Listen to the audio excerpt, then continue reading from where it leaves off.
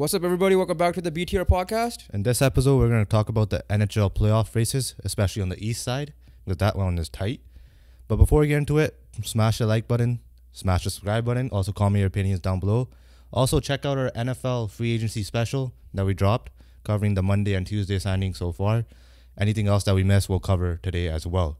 But we'll start off with the NHL Eastern Playoff Race. Because the West is pretty West is done. We're not going to talk about it. Yeah, West is pretty locked in. The only team that has a puncher's chance in the West is the Wild, and that's about it. I think every team is outside of that is practically out, but we'll go back to it very quickly at the end if we need to. But East, again, I think most of these teams are set. However, some teams have made it somewhat interesting. I'm pretty confident to say Pittsburgh's done.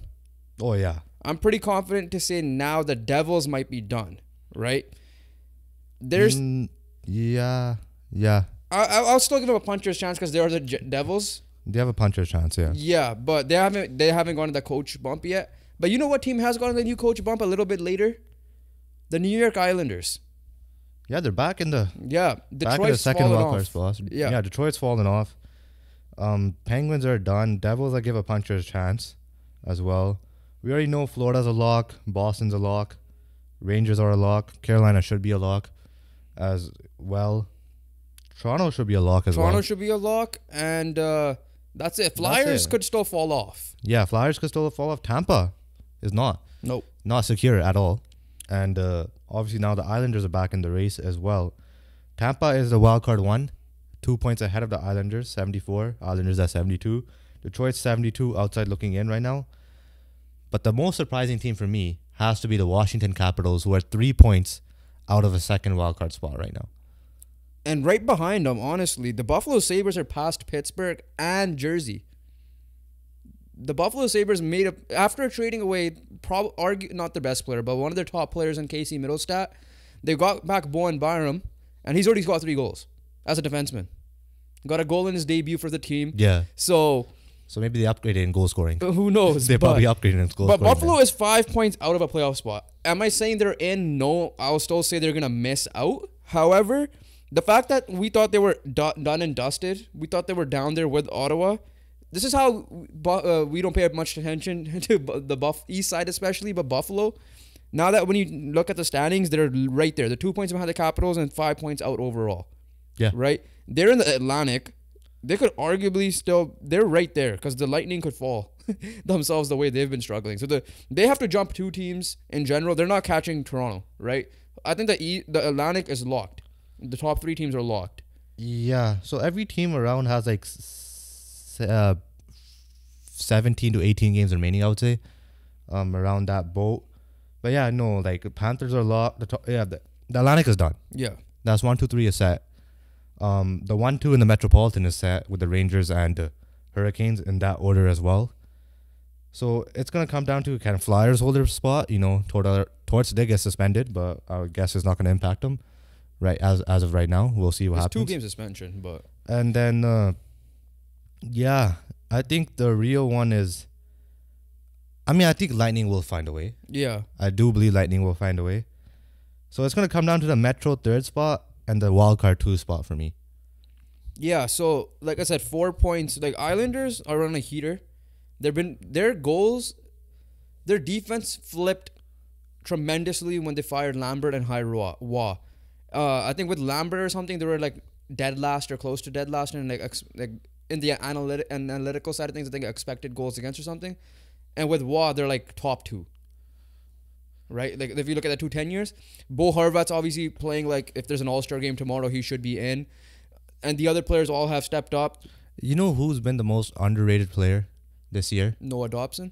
Ilya Sorokin. Okay. He has barely been mentioned for Vezina.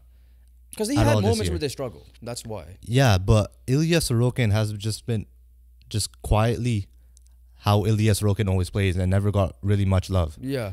For it. So I would say Ilya Sorokin was definitely one of my players this season that has not been talked about enough.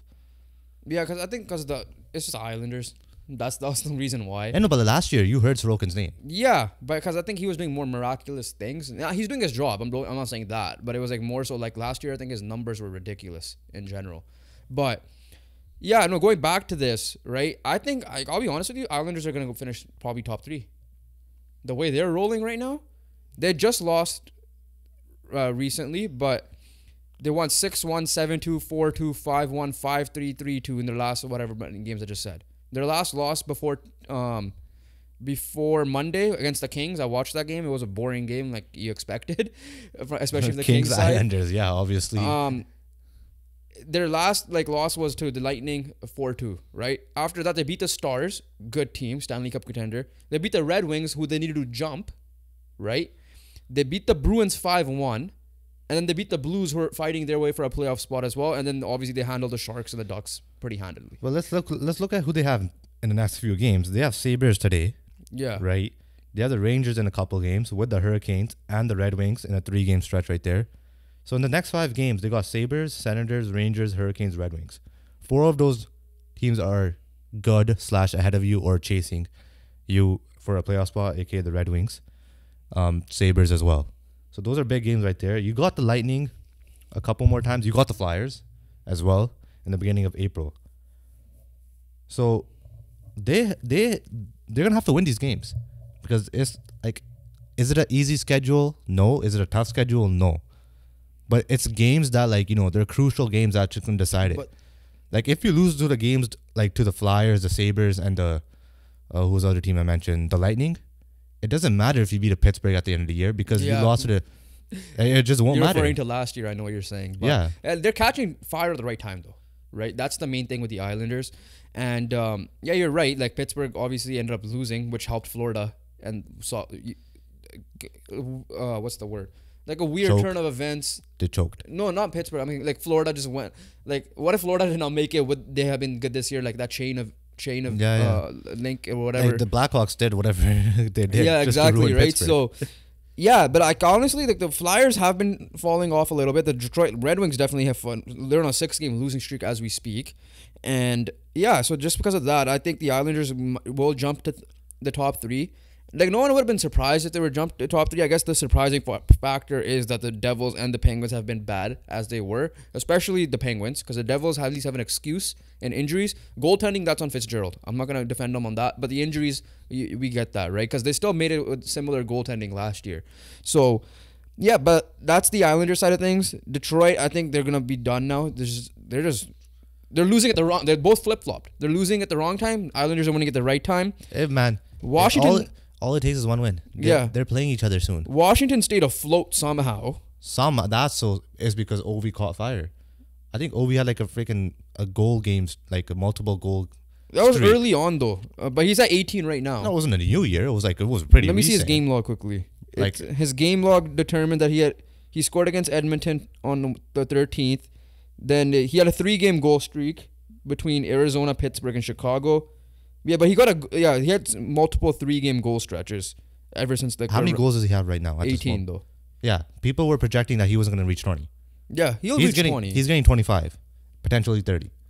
He's not getting 30. Not 30 goals. You're saying he's going to get a goal a game for the rest of the year? It's Ovi. I want to pass. Look at that, man. He's on her setup. You're telling me... This guy could get 30 goals. 12... I'm saying 25 is realistic. But I won't be shocked if this man gets 30 goals. 12... That you're saying 12 goals in the remaining 16-ish games.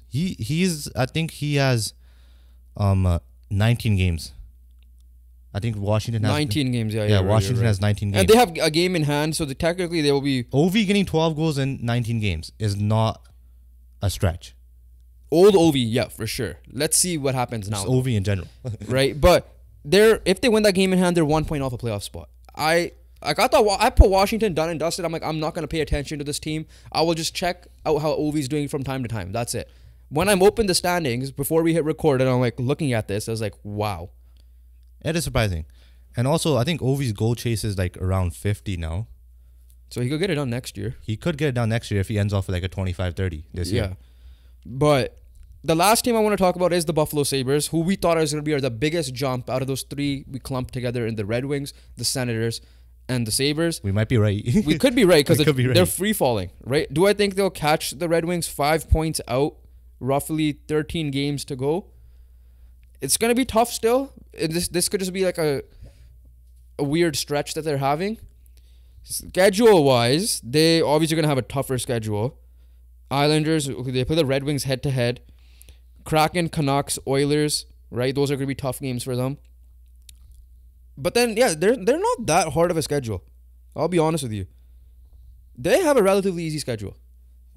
Because their toughest games are the Canucks, Oilers, Panthers, Stars. It won't matter, right? Like the Islanders and the Sabres, right? Like the Sabres, like you said, they're playing the Islanders. They're playing the Red Wings, right? If you lose those games and win the rest, it might not matter. Yeah. Right? Because you're so far behind. You're going to have to win those games where, like, that is your game 7. Yeah. Like, genuinely, like, if you lose to Red Wings, your season could be over. If you lose to the Islanders, the season could be over that day. Yeah. It doesn't matter what you do the rest of the games. If the team ahead of you is just getting points, it's going to be tough. Yeah, so that's the thing with them. But the fact that we're talking about Buffalo, Capitals, and more than the Devils and the Penguins, that's the shocking part on March 13th, when we're recording this, right? Yeah. To be a playoff push. That's crazy. Especially with where those teams were about the middle of the year. Let's just say that. Because Washington started off hot. We know that too. I'll just say this much. 2 years ago, I think it was the last time. Like, Pittsburgh missed it last year. I think they made it the year before. This is going to be Crosby's thing first. I'm missing it 2 years in a row. 2 years in a row.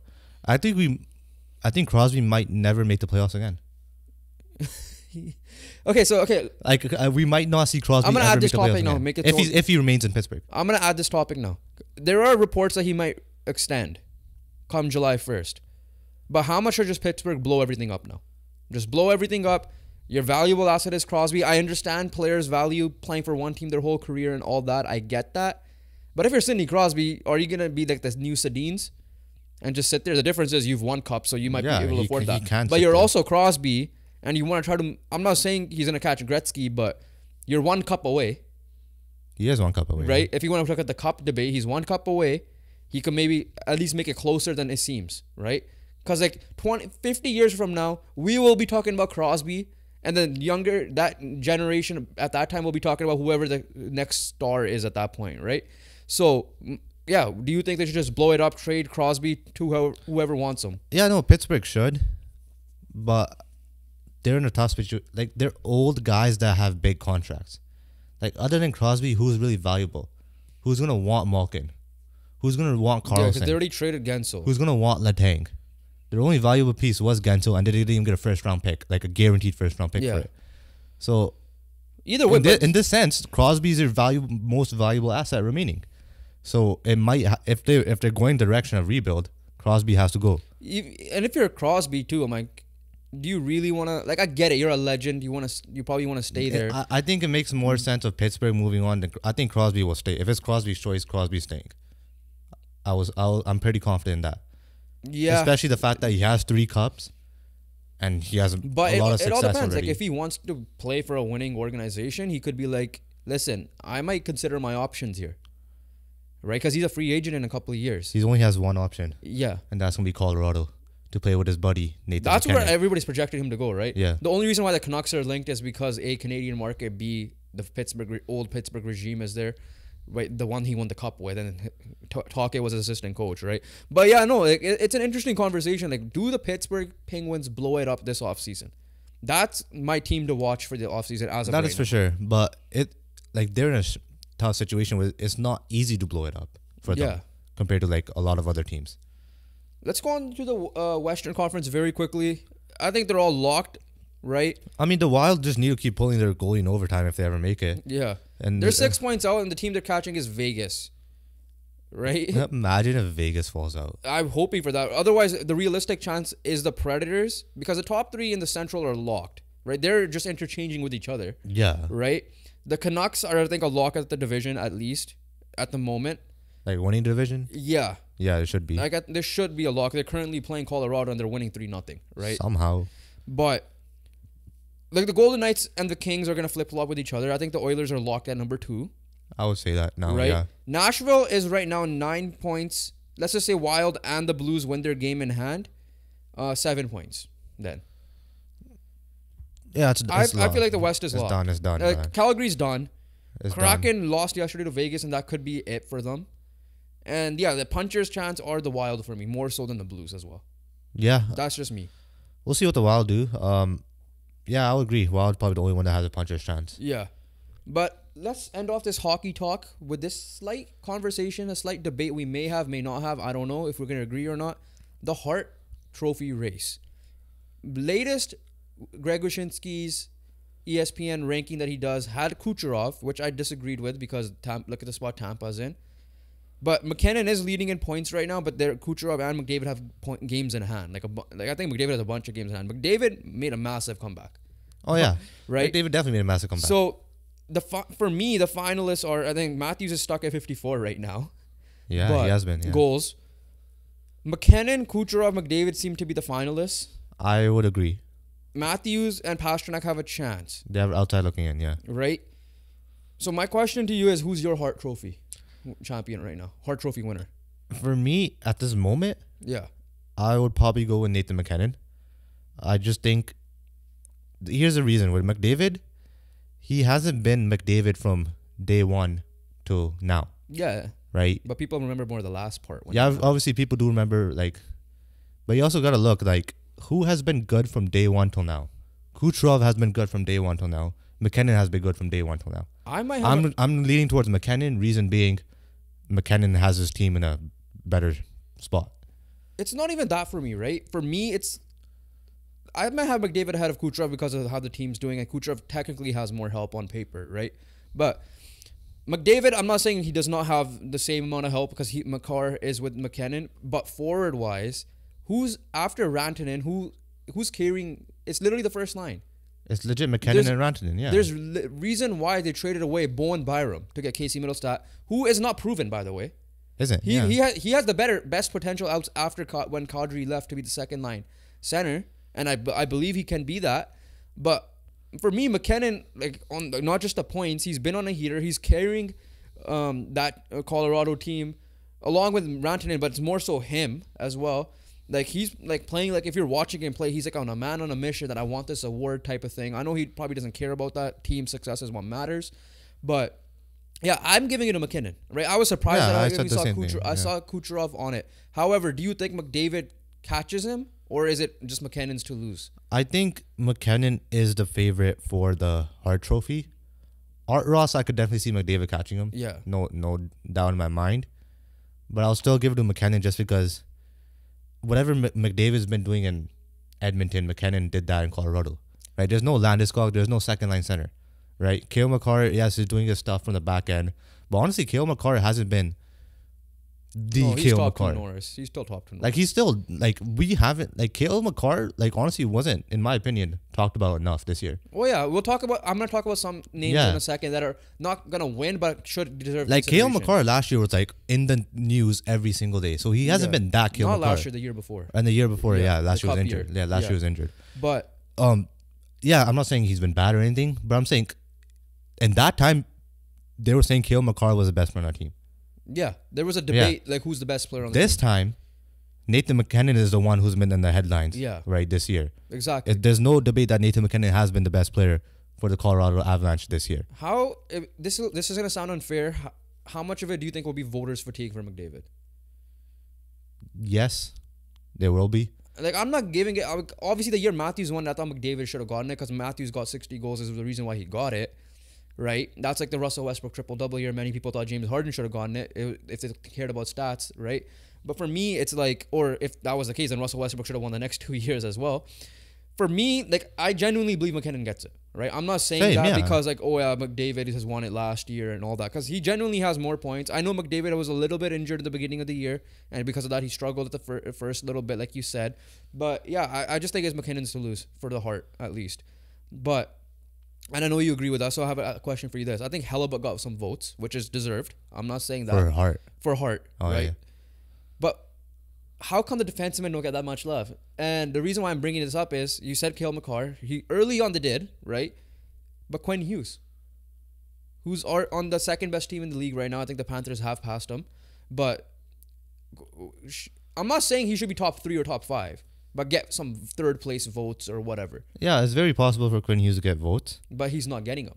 So here's the thing, right? Like, obviously, it's been a long time since a defenseman won or type of thing. Yeah. Yeah, I know the Hart is defined as the MVP of the NHL, which includes everyone. Yeah. Right? But like the NFL MVP is gonna be a quarterback, and this is gonna be a forward at the end of the day. Because if that was the case, I would give it a Hellebuck too. Hellebuck deserves love. Yeah. Hughes deserves love. McCarr deserved love those 2 years ago in their cup run. McCarr definitely deserved to be in the conversation. Yossi. Yeah, you're Roman Yossi, especially as well. But the fact that there is a Norris where only defensemen win, and then it just feels like the Hart is just what forwards win. Yeah, but I'm not saying it's stupid. Don't get me wrong. Like, just because the defensemen have their own award doesn't mean they can't win the Hart. Exactly. Right? But that's just how it's been. Like, without Quinn Hughes, the Canucks are not going to be here. No chance. They're not going to be in the playoff spot. No chance. As good as their forwards have been this year, as good as Demko has been this year, Demko would be facing a lot more shots, and Quinn Hughes will not be generating offense as like a quarterback. Like literally a quarterback, right? Like, our power play hasn't been great with Quinn Hughes. Yeah. And I remember the time we tried Hronek and Hughes, and we took Hughes off that power play role and put Hronek on it. Yeah. We couldn't even get into the zone. Yeah. I remember those games. I'm like, bro, we got to switch it back right now. So, yeah, that's our take on it. I'm surprised the defensemen are not getting much more love, especially with guys like Cale Makar involved. Guys like Roman Yossi from a couple of years ago, not this year exactly, but Quinn Hughes. Right? Like, they're the best team in the West. Right? And on top of that, why McKinnon over Kucherov, just to close it out, the West is a gauntlet this year compared to the their East. Central, is it a playoff race for the Central? No, but in the sense of who's gonna win the Central, it's a race. Colorado, Colorado has a security blanket, right? They're not falling off the playoffs. Yeah. But it's gonna be tough winning that division. Yeah. Because the Stars and the Jets and the Avalanche has been going toe to toe. Legit, 1 week Stars are leading the division, next week the Jets are, the third week Avalanche are. Yeah. It's been that tight. Exactly. But yeah, comment what you guys think down below. I'll probably set up a poll for this specific question, or we might drop a separate video on this as well. But just vote who your Hart Trophy winner will be this year. But let's move on. Let's talk about a big trade that happened in the baseball world. Yeah. This one caught us. I won't say this guy's been on the block for a while. Yeah. But the timing of the trade surprised me a little bit. Exactly. Because we're almost there. We're legit 2 weeks away from opening day. Exactly. Right? I think opening day is March 28th or something like that. In the March 20s. Yeah. But Dylan Cease is going to the San Diego Padres, whose pitching rotation, honestly, is looking quite nice now. Yeah. Because of the Juan Soto trade, they added Michael King as well. So, I'm trying to pull up. Do you have the trade pulled up? Yes, I do. Yeah. So they acquired the right-hander from Chicago for reliever Steven Wilson and prospects Drew Thorpe, Jairo Iriarte, and Samuel Zavala. So it's a 4-for-1 trade essentially. Yeah. No, 3. Yeah, 4-for-1 trade. So and he joins Yu Darvish, Joe Musgrove, Michael King, and Matt Waldron. That's crazy. So yeah. So you have what? Yu Darvish, Michael King, Joe Musgrove, and then who was the fourth guy? Yu Darvish, Joe Musgrove, Michael King, Matt Waldron. And then he's the fifth guy. Yeah. Well, so he's probably. I don't think he's the ace, right? Who will be I don't think he's gonna be opening day starter. Just is it Musgrove? In the sense of, honestly, they might just give it to Darvish. True. Darvish didn't do crazy last year. Yeah, I know, but in the sense of opening day, who will be the starter? Is it genuine? I don't see. I think Cease. I think it will be Cease or Musgrove. Yeah. All right. I did say Darvish, but I feel like it's one of those two. I feel like it has to be Cease or Musgrove. Yankees and Texas were also interested in trading for the 2022 AL Cy Young runner-up. The San Francisco Giants were also in on Cease as well, according to John Heyman of the MLB Network. Cease surpassed 200 strikeout plateau for a third straight campaign. Obviously, he was the guy there. He struggled last year in the sense of ERA. He was pretty high up at 4.5, I think. Chicago gets the number 5, number 7, and number 8 prospects in the Padres minor league system. Those 3 guys that I just said. Wow, didn't get anyone in top 3. Yeah, they got 5, 7, and 8 though. They're still pretty high up, yeah. Yeah, so... Thorpe came from the Soto trade. He did, right? So he was a Yankee guy, I guess. So he's back to the AL. Yeah. I was trying to see if what's his contract looking like, if he was a free. No, he's arbitral for the next 2 years. Oh, so yeah. So he's in the arbitration. So yeah, San Diego replaced their Blake Snell, Essentially, yeah. and this confirms that he ain't coming back. So I don't know. I'm not too familiar with Waldron, Yeah, but the other four, I'm very confident. Darvish, Musgrove, and King. King. Like King's been incredible. Yeah, Right. Like King. Like the Yankees had a lot of starting pitching injuries. so he was off the bullpen. Comes off the bullpen as a starter. Fit like a glove. Like Yeah. there was no adjustment period for King at all. Which So we'll was see so how he does as a surprising. starter as a full time now. That's the big question mark here. That'll be the great question mark. But like from what King has shown last year, fully confident in him. To the fact that Yankees did not want. The reason why the Soto trade took so long was because the Yankees did not want to give up Yeah. Michael King, right? That's why. So you have King, Musgrove, Cease, and Darvish, and I'm not sure. I'm not too familiar with Waldron, but if he is that guy, they have 5 legit starters. Yeah. Speaking of Blake Snell, still unsigned, and the other, what's his name, Montgomery, still unsigned. Garrett Cole's out for 1 to 2 weeks. I'm not saying that he's out for half the year. Here's the thing with Blake Snell. I'll try to look for updates. There's nothing I see. The only thing I saw was maybe the whole replacement for a little bit, but again, he's not out for the year. I think he'll somehow find a way as a Yankee. But there's a team that lost their pitcher for this year in Lucas Giolito and the Boston Red Sox. I'm not saying the Red Sox are a contender or anything like that. They might be 5th in the division. However, to rejuvenate maybe a short-term contract, maybe they bring him in just because. One of those two guys in. Yeah. What do you think of that? I don't see Snell going there. Montgomery? Honestly, I don't like they're getting the bag. But like I that's the think option though. it's an option, yes. But how much of the bag are they gonna get? Isn't it like too late to get the bag? You know, but like I didn't think Chapman and Bellinger's contract was gonna be that much still. Yeah, but like now we're getting there. Yeah, that's true. But at the end of the day, Snell was a Cy Young winner, and we've seen late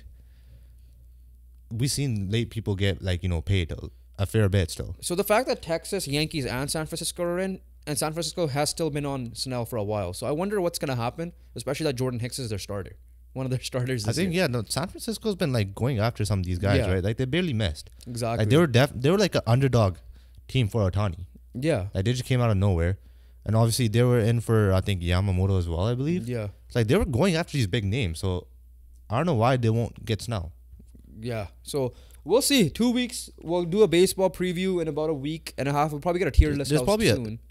So there's that. an underdog pitcher, I say dark horse pitcher for the Yankees, could be Carlos Rodon. If he stays healthy, I think he had decent. He struggled last year though. Yeah, he was injuries and Yeah. struggle. So if they did pay him, if he returns to Carlos Rodon of old, that'll be a little bit scary Yeah. as well. All right. Also, big news. Injury side of things. Devin Williams out long term. Kind of reminds me of what happened with the Mets closer last year. But yeah, I think Devin Williams is out for like 3 3 months. months. Back fractures though. Yeah. That sounds Edwin Diaz was out for the whole year. Yeah. He made his return this spring training. exactly. Finally pitched a game, or in an inning, I believe. So yeah, no, big blow for the Brewers. Brewers are like in that division. It's not really a great division, so they always have a chance of making the playoffs. But this is a big blow. He was the Josh Hader replacement before he got Yeah. traded to the Padres. I forgot where he signed after, but Yeah, where did Hader go? I forgot. I'll double check that because I was thinking Corbin Burns, but Corbin Burns he got paid, right? Hader. yeah, he got Hader. No, the Astros. Yeah, he went to the yeah, Astros. yeah, you're right. Yeah, he got paid by Astros. But yeah, so that's the baseball side of things. We'll talk about it more as we come closer to the season start. But let's go to some quick fire very quickly. NBA, we're not going to go too much into it, but Otto Porter was released and everybody was shitting on the Jazz. We're like, why are you waiving him after that deadline where he can't be playoff eligible?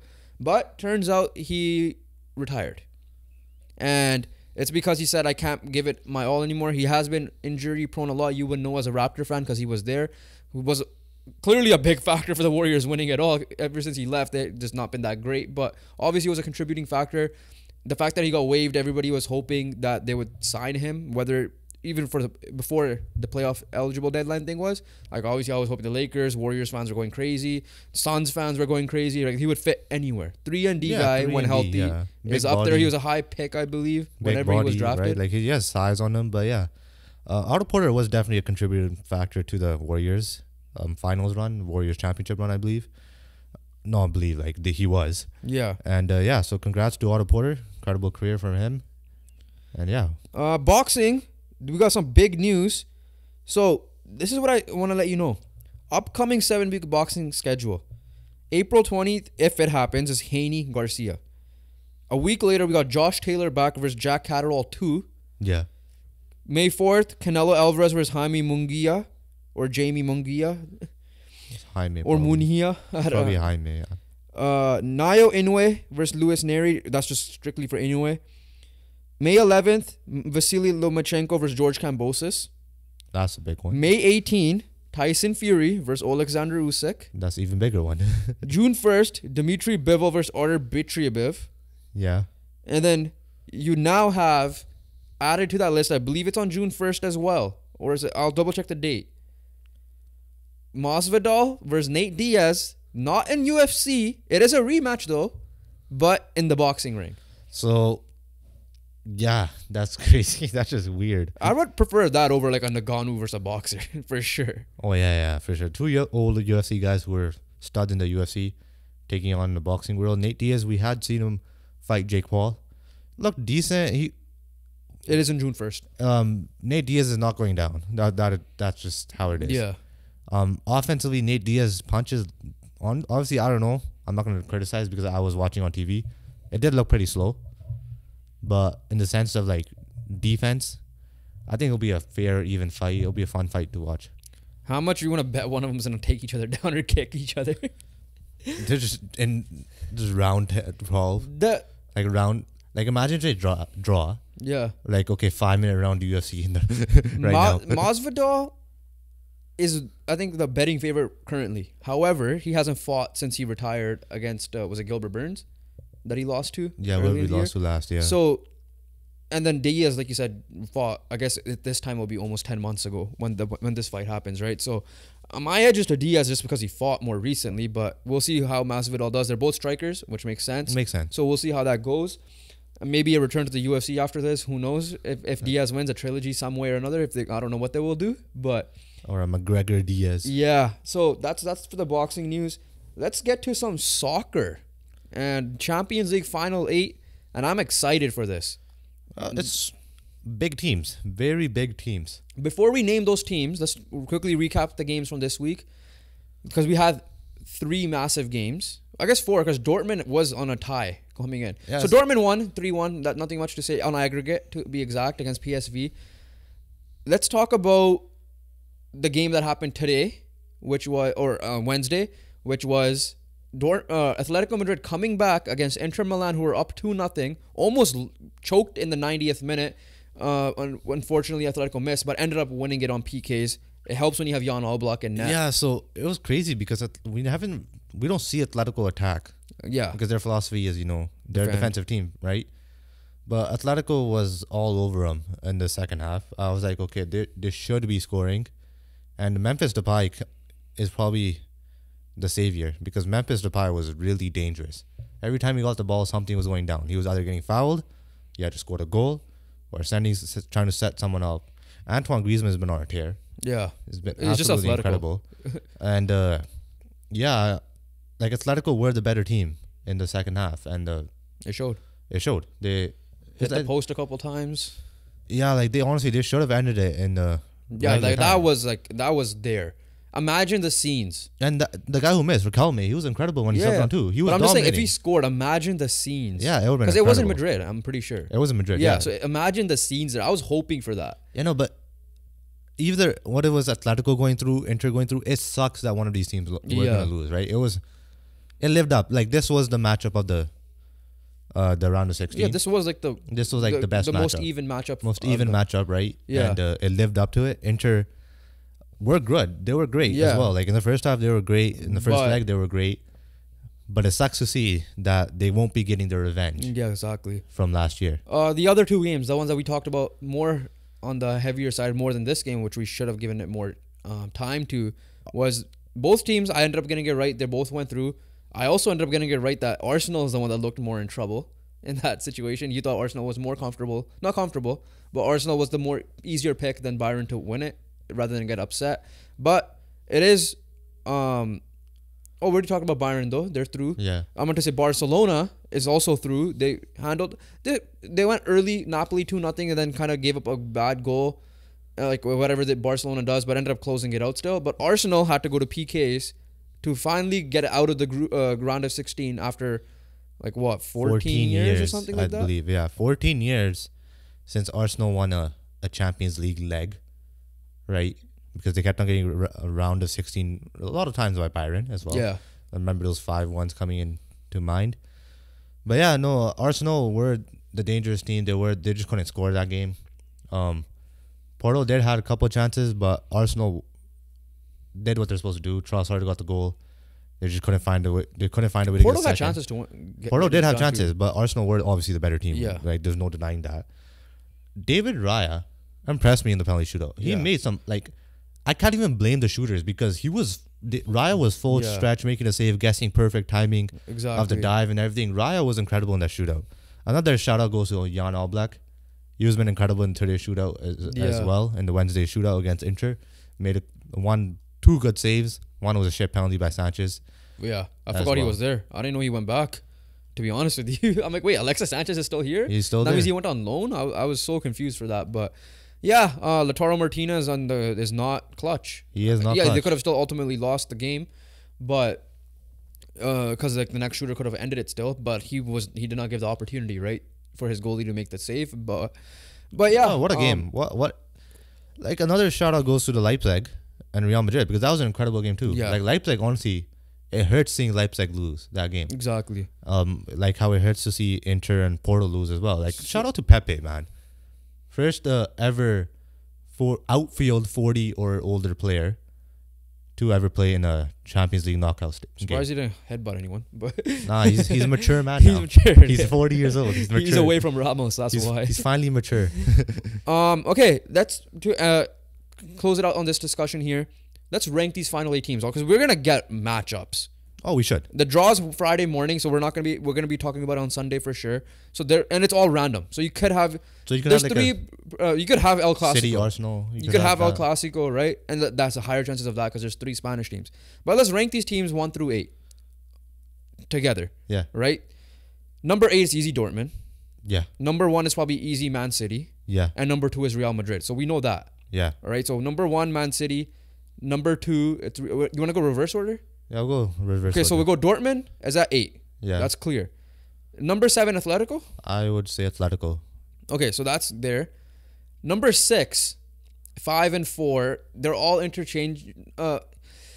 Is PSG, Bayern Munich, Barcelona? I probably have to give Barcelona number 6. Or not Bayern Munich? Reason being is Barcelona, yes, they were a better team than Napoli, but Bayern did look that dominant again, right? And if we're only basing it off UCL, right? Yeah, we're basing this like Bayern form in general. Bayern's been good in the UCL. Yeah. Right? Like, they had Manchester United, Galatasaray, Copenhagen in the group. They handled it pretty well. They came top, right? Lazio, yeah, they had that blip game, but they dominated once again. So if I'm looking Champions League wise, I think Bayern's been the better Champions League team than Barcelona. So that for that reason, I'm gonna give Barcelona number 6, and I'm gonna give Bayern number 5. So 4 and 3, Arsenal and PSG. I have Arsenal at 3, PSG at 4. See, I want to say that, but Arsenal struggled. But then in the league, they're dominating. Right? Exactly, and honestly, like, you don't trust PSG in a Champions League at all. You don't trust Arsenal. You don't trust either. Arsenal. So the tie-up is who's in the better competition league and how they're performing. Who's been performing better? Arsenal has been performing better on an overall sense. Reason why they're ahead of Bayern and Barca, just because Bayern and Barca have been bad. Yeah. Right, for their standards. So we're saying now 4 is PSG, and then 3 is Arsenal. I agree with that because we don't know what the whole Mbappe drama behind the scenes is going. Even though PSG looked really good. Like, Sociedad was gonna. They also had the weaker competition. Yeah, Sociedad were the best team, no, but I feel like Sociedad was a decent team that could upset them. But yeah, so that's 4. I'll agree with that, and then we know 2 is Real Madrid. As much as I want to put them 1, but 1 is Man City, defending, undisputed. Damn, you're hyping up Man City. Huh? You're hyping up Man City. No, I was hyping up Brock Lesnar, but I shouldn't be doing that either. But yeah, that too. But yeah, so just the final ranking: number 8, Dortmund. Number 7, Atletico Madrid. Number 6 is Barcelona. Number 5, Bayern Munich. Number 4, PSG. Number 3, Arsenal. 2 is Real Madrid. And number 1 is Manchester City. And City's getting a healthy Kevin De Bruyne. Yeah. Well, we know he might get injured and then. Exactly. But De Bruyne's been, out. I don't think De Bruyne's going to get injured. I hope he doesn't get injured. Yeah. Okay, very quickly, EPL was on. No one would have cared because of what Champions League went through today. But you can't if you're bottom of the league or whatever the case team is, Bournemouth versus Luton Town. And Luton Town is like that darling team where they want them to stay up, right? They were up 3-0. But they lost 4-3. Yeah, it's hard to stay up when you're blowing those leads. Yeah, no excuse. There's no excuse at the end of the day. And Luton is going to be fighting relegation anyway, so you need to get points and wins as much as you can. Like, even if you took a draw, you'll be happy with it. Exactly. But you lost. Yeah. Yeah, Bournemouth, incredible comeback. Dominic Solanke, man, he's been incredible. He's up there in goals. Yeah. I think he has like 16. Yeah, I think he has 16 goals. Yeah. As we react to Canucks miss an empty net. Freaking Lindholm. Play better.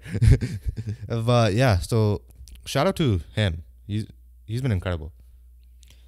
Yeah, let's move on. Let's end it off. NFL, right? As a reminder, we already reacted to a lot of the big signings that was dropped on Wednesday. So make sure you guys check that out.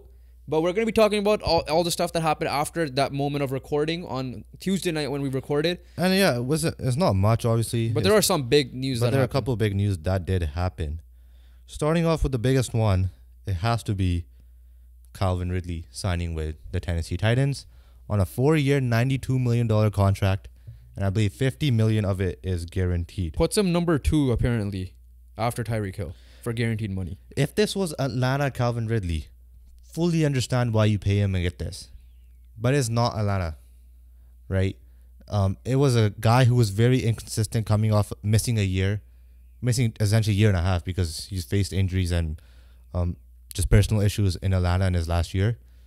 And in a Jaguars uniform, he was very inconsistent. Like, he had good games, showed flashes, especially week 1. A couple games in like week 10 or whatever it was. Yeah. Where, the old Calvin Ridley's back. But there was also games where he just put up 10 yards, 1 reception or something. Yeah. He did get 76 catches, 1,016 yards, 8 touchdowns in his only season. The Falcons will be sending a 2024 third-round pick as part of the trade conditions. Jacksonville would have sent otherwise a second-round selection if he re-signed the wideout. I'm going to look at it from both sides of things here. Jacksonville, since we're on topic of Jacksonville, we said that on the other video, that if they don't re-sign him, that Gabe Davis one is still a head-scratcher to me how much you've paid him. Because I don't think he's as good as Calvin Ridley on his own. And it's going to be tough to repeat. Is he going to be Christian Kirk? Is he gonna? That's the only hope they'll have, right? Is he gonna play it to the level of Christian Kirk? Because Christian Kirk was overpaid until he proved to us that it's a fair contract. Yeah. So that side of things, I'm like definitely head scratcher. I said this. I was like, Jacksonville definitely downgraded if they won't re-sign Calvin Ridley. They needed Ridley and Gabe Davis and Kirk to be together, but I guess Ridley was getting a lot of money. $23 million. They had a chance to match, they didn't. So $23 million per year I believe was a lot for Ridley. So on the second side of things, why are the Titans paying listen, I love DeAndre Hopkins, everybody knows that.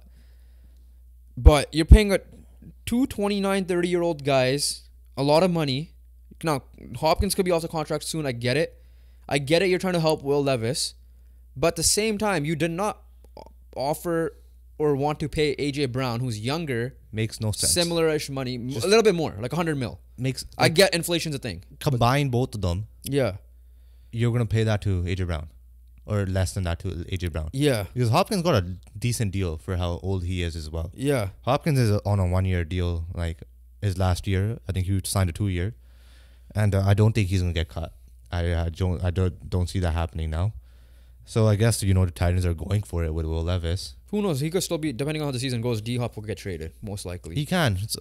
It's questionable because Titans, it feels like they need to go through a proper reset for 1 or 2 years and they'll get back in the conversation. Yeah, I mean, we don't know what Will Levis is going to be, but that's the same question for Anthony Richardson, right? We only know CJ Stroud and that's in that exactly division. Right. Like your quarterback could be in place already. Yeah. Obviously, you want to give him the weapons. Ridley and Hopkins are great weapons. You added Tony Pollard, but I don't think he moves the needle for me that much. Not really, yeah. And then, like, secondary-wise, I don't think you really have anyone great. Run defense-wise, You obviously. lost Autry, though. You lost Autry. You have Jeffrey Simmons. Like, who's their only, like, Yeah. stud. Like, you got to add defensively and I just hate the O-line-wise. fact that Ridley's in the division and like you're A lot. Yeah, I love Ridley. Yeah. Right? A Julio prodigy is what I like to call him. But that being said, because this came out of nowhere, people were surprised the Titans because they never mentioned his name once. Because the other team was the Patriots. So I'm surprised the Patriots did not match this at the very minimum. I'm not surprised. I guess they just felt like Too much, I guess. too much, yeah. But like, try not to convince them or whatever. Or the Steelers. Those are the two teams I'm looking at. I'm like, I'm just fully convinced Steelers are drafting a weapon. Yeah. But what I'm just saying is, like, they wanted someone.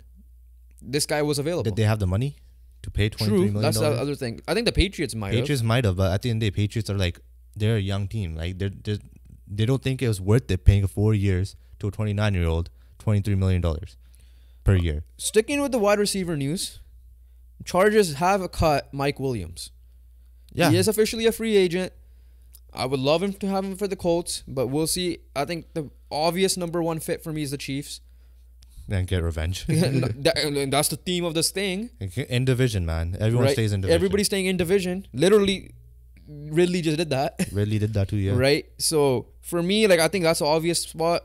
Tennessee's probably out on the T. Higgins sweepstakes now. We know that. Oh, yeah, for sure. If there is even a sweepstakes. But, yeah, for me, it's like that's the logical spot. But again, Pittsburgh is going to be there. New England's going to be there. If he wants to be at number 2 or something, I would love to have him on the Colts because he is a tough... he's going to be a number 2 unless he's on the Chiefs. Yeah. He's a big body. He's talented. Very talented. Yeah, it's just injury prone. Injury prone as hell. So that's the reason why he's getting cut. Right? They also... they restructured, Khalil Mack. But, like if we were to look at it like a few years ago, this would be Keenan Allen right now. Yeah. But Keenan Allen was incredible last year and managed to actually stay healthier than Mike Williams. Right? So they're not going to pay a guy who just not going to show up literally, physically. Chargers are also now an ultimate trade down candidate for me. In general. Yeah. They could take Malik Neighbors or Rome Odunze or Brock Bowers, whoever's going to be available. But you could trade down and they might just get a tackle. They're also in the O-line. Yeah, exactly. So they're a trade down target. They could easily just stay and for sure draft a Joe Alt or Olufashano. The fourth quarterback at the max will go there. Because I don't think Arizona's passing up on Marv or trading down and risking Marvin Harrison Jr. Yeah. Right? So there's that one. I think New York Giants are trying their way to get into the top 3, which says a lot if it's true. Yeah. Quick news, Bobby Wagner is with Washington now. Washington's getting an old man team together. Yeah, they are. Because they had Zach Ertz earlier in the offseason. They just added Bobby Okereke for a year. They're doing quietly. Wagner. Okay. Bobby Wagner, sorry, because I was thinking Giants, that's why. But they added someone else that was older too. But yeah, who was that? They signed Jeremy Chin to a 1-year deal. They added Dante Fowler Jr. from Dallas. Yeah, those guys. Yeah, so they had a lot of vets. But yeah, Bobby Wagner is reuniting with Dan Quinn from the Legion of Boom Seattle Super Bowl team. Oh yeah. DC. Yeah, that is for sure. But quarterback news, Tennessee also signed Mason Rudolph, who's ended a year off with a heater, bro. Like Mason Rudolph was incredible for Pittsburgh, and the only reason why Pittsburgh made the playoffs. But the one we care about, Joe Flacco is not going back to the couch. Yeah. He is instead going to Indianapolis to back up Anthony Richardson, to mentor Anthony Richardson, and to potentially coach Shane Steichen because he's 1 year older than him. Obviously, I think it's more of a mentor move. Again, like I said, I would have been fine with Sam Ehlinger was there. They take the experienced guy. He's the number 2. It's obvious. He's going to be a number 2. However, I don't know if how much I would love him to play snaps this year. He's the QB2. He's going to chuck him. Yeah. Hey, if you want someone to train you to be a gunslinger, Anthony Richardson, he's the guy. He made a living off that. He has a cannon for a reason. He has a Super Bowl, so he knows what it takes to win. He had an amazing year last year. There's slightly deserved comeback player of the year only because of the DeMar Hamlin situation. Is why. That's why. Yeah, that's the only thing. But yeah, so that's gonna be a fun one to see. But speaking of the Colts, they're apparently, according to reports, the team to beat if the Chiefs were to trade L'Jarius Sneed. Yeah, the Colts obviously are looking to upgrade on secondary wise. That has been their main focus right now. They have not made any external moves except for when they signed a run stopper D tackle from Miami. And Joe Flacco. And obviously now Joe Flacco getting their backup quarterback for next year. All of their players have been re-signed except for Julian Blackmon, right? So they have been in on the Snead talks ever since he's been tagged. Yeah. And ever since the rumors came out. So if you like, Snead is that dude where like Colts secondary was shit, right? Credit to Brent, credit to Jalen Jones, our 2 rookies from last year. They were good, right? But overall, our secondary was shit because Brent has been injured, right? Blackmon was injured for a couple games as well, and he's out. L'Jarius Snead coming into the defense, secondary, just with one guy could propel you from bottom 10 to at least the top half of the league. Yeah. He's that guy. He's that good. And he's worth every bit of money that, how shit your secondary was to pay. Yeah, so the other name, though, is you said everything perfect. I don't need to repeat that. Zaire Franklin is going on his Darius Shaquille Leonard mode, try to recruit people. And he literally said one of the names, give me Snead's contact. And he liked the comment and commented on some other people. But he mentioned, give me Diggs' number, obviously Quandre Diggs. And Diggs put the eye emoji. Now, I don't know how much of that is just like him trolling that if... Colts have talks with Justin Simmons. Colts have talks with everybody. It just ultimately depends. Colts have talks with Daniil Hunter. Exactly. Look what happened. Right? So it just all depends on the checkbook, how much they're going to pay and stuff. Yeah. But at the end of the day, Quandre Diggs put that thing out, putting a lot of people's hopes up. Again, I lived through the Ohtani Blue Jays era. Nothing's finalized until it's final. But the thing with Colts is, like, we've seen Kenny Moore, we've seen Shaq Leonard do all this stuff, but they never got responses. Yeah, they got responses, and then Stephon Gilmore ended up signing. Snead put a fire emoji into Kenny Moore's coming back post, on his signing post. Yeah, that could just be supportive. Snead, liked the Zaire thing.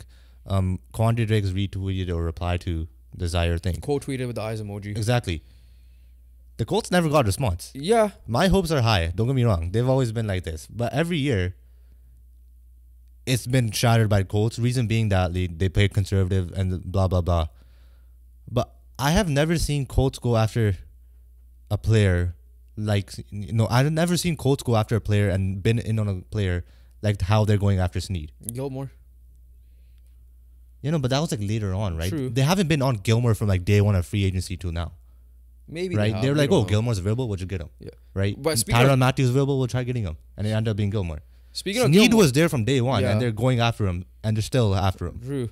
Speaking of Gilmore, if not Snead, or even if Snead, I want him back. I would love Gilmore. I'd love to have him back. I know. Yeah, he commented on Kenny Moore's thing too. Like, he deserved it. Now, obviously, they were teammates. Hey, Gilmore, we're good now, so you don't need to request a trade. Hopefully, we're good now. Yeah, but last time we were good, supposed to be good too, though, to be fair. Yeah, no, but we had, at the end of the day, like, we were shit. Reason being that, like, it's because our O-liners now. Exactly. Now we know our O-line's going to be good. And if they are bad, Anthony Richardson could run away from it. Yeah. Right? Joe Flacco can't. Jonathan Taylor, well, we're hoping Richardson's healthy. Jonathan Taylor's, there's no situation with that. Yeah. Right? Pittman's there. Josh Downs was a Problem stud. is, Richardson took his number.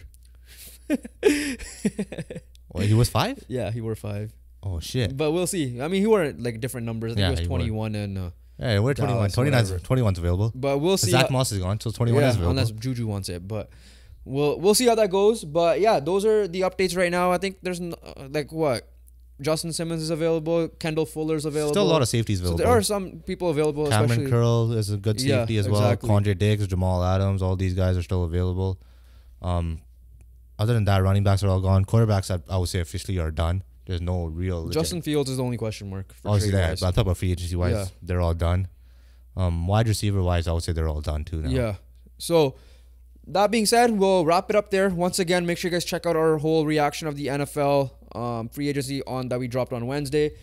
And make sure you guys check out the YouTube Shorts, TikToks. We're getting a lot of followers on TikTok, so we appreciate the support. So make sure you guys keep hitting that follow button on Instagram, TikTok. Subscribe for the YouTube Shorts, as well as the YouTube videos. We're dropping something this Saturday that you guys will enjoy. Make sure you guys, audio listeners, make sure you guys rate, review, and download the podcast. And check out everything that we drop. And other than that, we'll catch you guys on the next one. Peace.